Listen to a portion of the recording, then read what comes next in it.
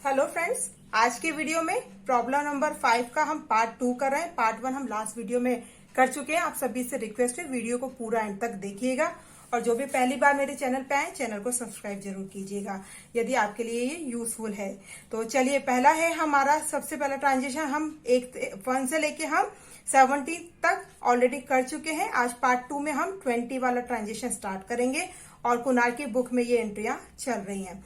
तो डेट 20 के लिए बोल रहे हैं, purchase laptop of ₹40,000 from Joshi electronic at the rate 18% GST and paid by cheque. देखिए, इस ट्रांजेक्शन में 40,000 का लैपटॉप परचेज किया है और 18% का जीएसटी भी निकालना है और जो पेमेंट हुआ है वो चेक के थ्रू हुआ है। तो सबसे पहले हम कर लेते हैं फटाफट से जनरल एंट्री और उसके बाद हम उसका पूरा कैलकुलेशन करना देखेंगे। तो यहाँ पे आ जाएगा डेट सन 2023 और आपका जो डेट दिया हुआ है वो ट्रांजेक्शन नंबर है आपका 20 अगस्त। ठीक है, तो हम क्या कर रहे हैं, लैपटॉप परचेज कर रहे हैं। तो जो परचेज कर रहे हैं उसको हम लिख देंगे डेबिट, क्योंकि लैपटॉप आपके पास आ रहा है। जो आने वाली चीजों को जो है रिसीव हो रही है उसको हम क्या करेंगे, डेबिट। अच्छा, इस ट्रांजेक्शन में क्या है, जीएसटी भी निकालना है।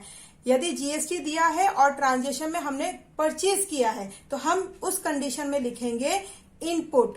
ठीक है, यहां पे क्या आ जाएगा, input C GST account, input S GST account, दोनों डेबिट एंड डेबिट। और जो पेमेंट हो रहा है वो किसके थ्रू हो रहा है, बैंक के थ्रू हो रहा है।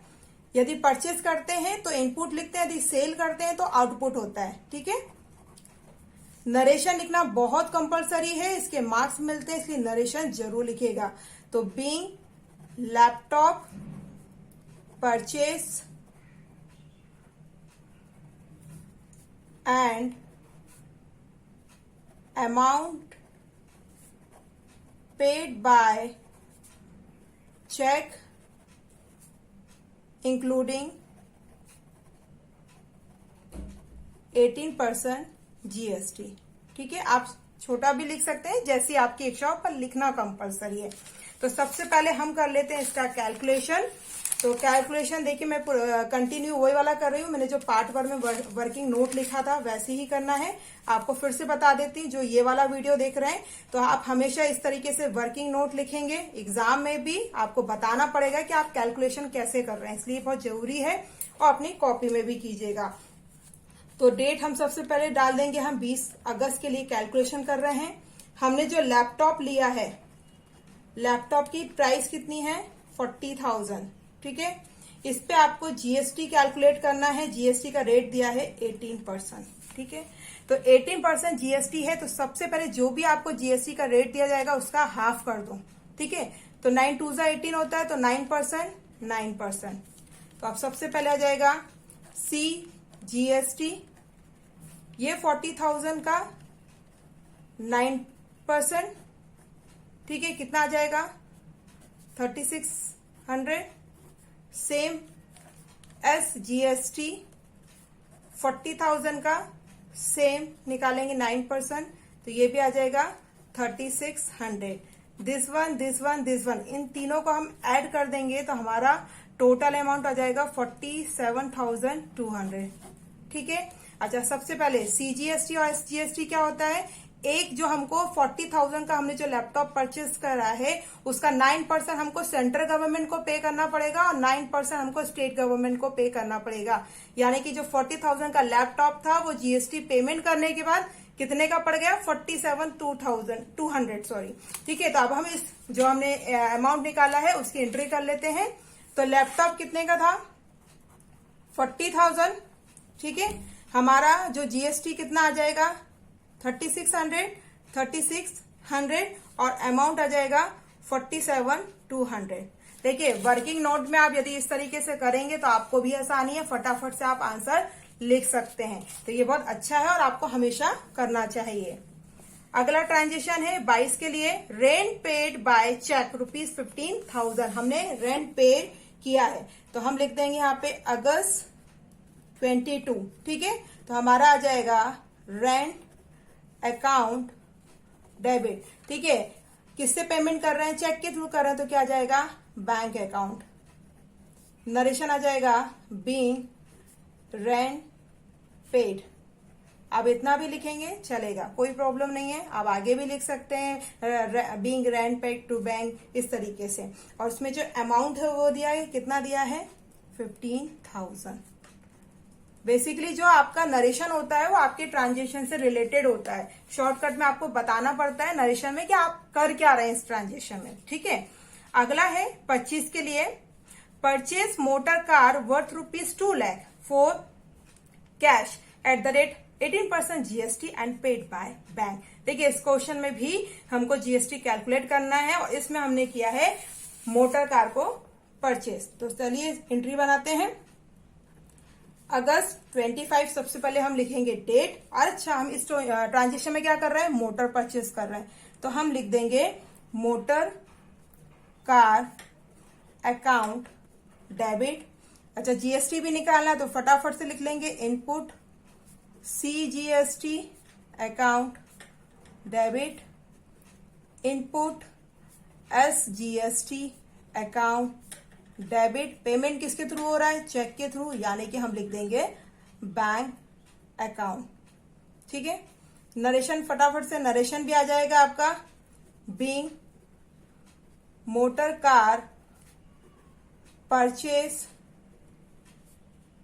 And 18% GST paid by cheque, ठीक है। सिंपल सा हो गया। अब हम करेंगे यहाँ पे कैलकुलेशन। तो कैलकुलेशन करने के लिए फटाफट से यहाँ डालेंगे हम अगस्त 25। यहाँ पे हम लिख दे रहे हैं कार। कार कितने की परचेज करी है, 2 लाख की कार है, ठीक है। ये 2 लाख की कार है। इस पे जो आपका जीएसटी कितना निकालना है, 18%। मैंने आपको पहले भी बताया, जो भी आपको जीएसटी का रेट देंगे उसका हाफ कर दो, 9% एंड 9%, ठीक है। तो पहला निकलेगा हमारा CGST 2 लाख का 9%, तो 2 जीरो से 2 जीरो कट गए हमारे, यहाँ पे बचे 3 जीरो और 9 2 होता है 18, निकल गया फटाफट से। दूसरा है SGST 2 लाख का सेम 9%, 18,000 आ जाएगा। 2 लाख प्लस 18,000 आपका आ जाएगा 3 जीरो 8 16, ठीक है। 2,36,000 आपका जो ये फाइनल अमाउंट है, सॉरी। देखिए इस तरीके से निकालेंगे तो आपको एंट्री में ये जो अमाउंट है आपको फिल करने में आसानी हो जाएगी। तो मोटर कार कितने की थी हमारी, 2 लाख की, ठीक है। इनपुट हमारा जो जीएसटी निकला 18,000 एंड 18,000। फाइनल अमाउंट बैंक से हम कितना पेमेंट कर रहे हैं, 2,36,000, ठीक है। आपको मैं बता चुकी हूँ जीएसटी CGST क्या होता है, सेंट्रल गवर्नमेंट को देना है 18,000 और स्टेट गवर्नमेंट को भी देना है 18,000। यानी कि जो मोटर कार थी वो कितने की थी, 2 लाख की, लेकिन उस पर जीएसटी लगने के बाद वो पड़ी कितने की, 2,36,000 की, ठीक है। अगला ट्रांजेक्शन है हमारा 26 के लिए, goods distributed as free sample ₹4,000। जब भी कोई कंपनी अपना जो गुड्स वगैरह फ्री सैंपल्स में वो बेचती है, देती है, यानी कि वो एक अपनी तरीके से एडवर्टाइजमेंट कर रही है, तो हम इसको किस तरीके से लिखेंगे, एडवर्टाइजमेंट में अगस्त 26, ठीक है। तो आपका आ जाएगा advertisement expenses account debit to goods distributed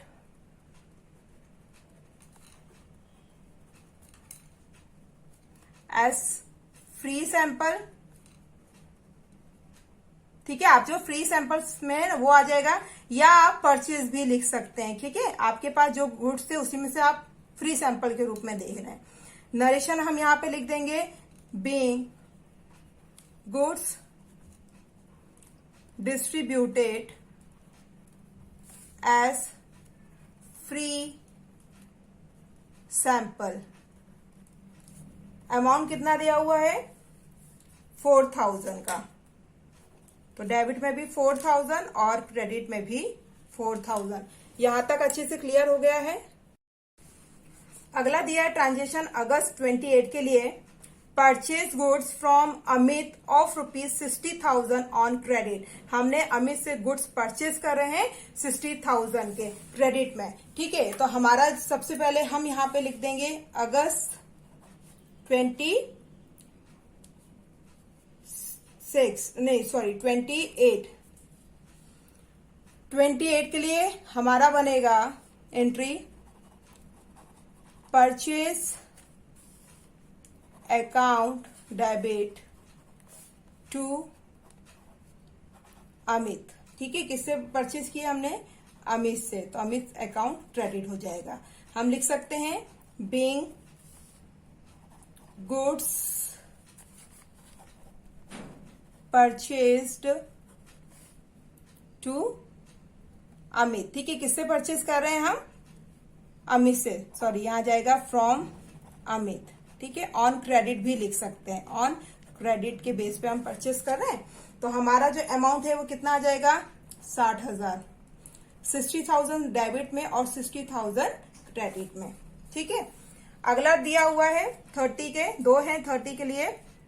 पहला है paid by ECS cash to Amit ₹58,500 who allowed us discount ₹1,500।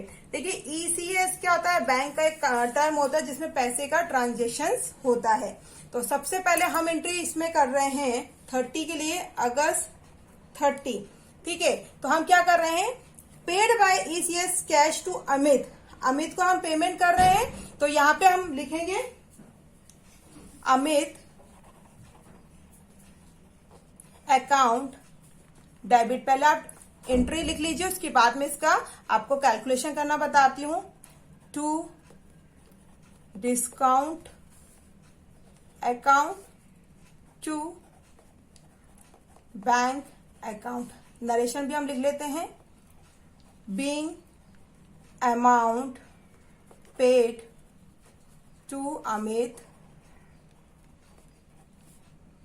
किसके थ्रू पे कर रहे हैं, ECS,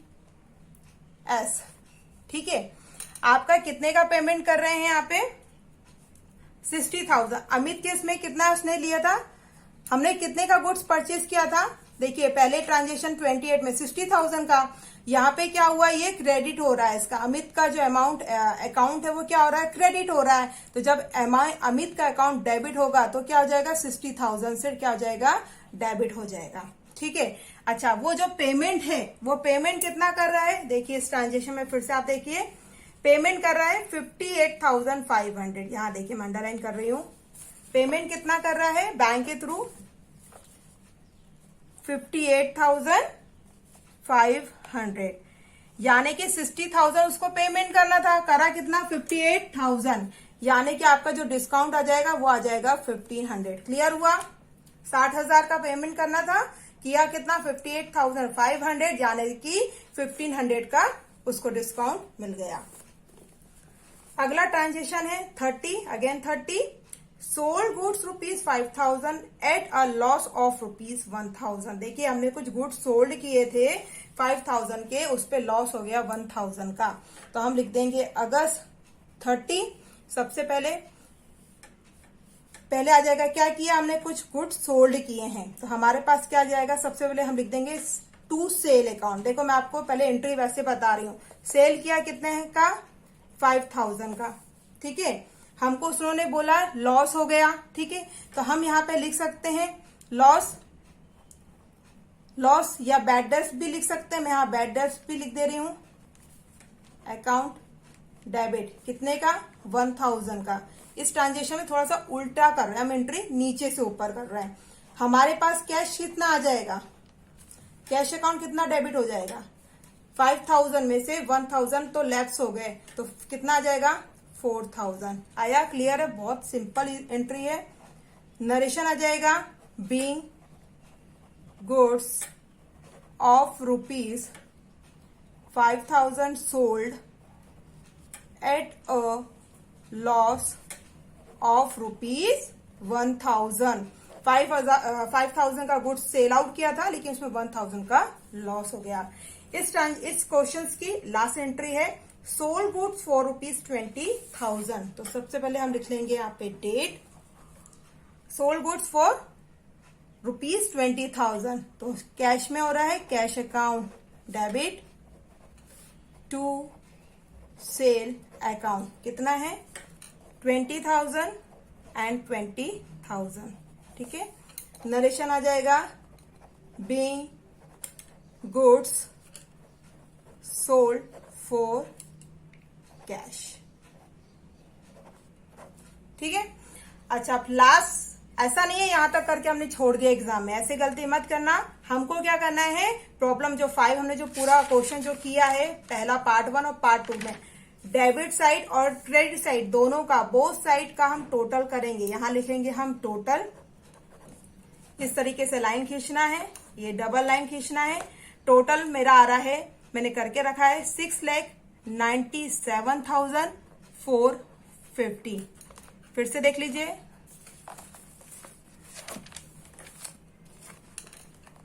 6,97,450। ठीक है, देखिए ये आपका प्रॉब्लम नंबर 5 पूरी तरीके से सॉल्व हो चुका है अच्छे से। ये लास्ट में मैंने टोटल करके आपको बताया है। आपको एग्जाम में इसी तरीके से करना है, पूरा अच्छे से फॉर्मेट बना के वर्किंग नोट के साथ, और लास्ट में टोटल जरूर करके बताइएगा। यदि आपका टोटल दोनों साइड में, एक साइड में भी गलत आता है, यानी आपने कहीं कहीं कैलकुलेशन में मिस्टेक करी है, तो वेरिफिकेशन जरूर कीजिएगा। तो चलिए मिलते हैं अब नए वीडियो के साथ, प्रॉब्लम नंबर 6 के साथ। और जो भी मेरे चैनल को फर्स्ट टाइम देख रहे हैं, प्लीज चैनल को सब्सक्राइब जरूर कीजिएगा, लाइक कीजिएगा, शेयर कीजिएगा। Thank you so much.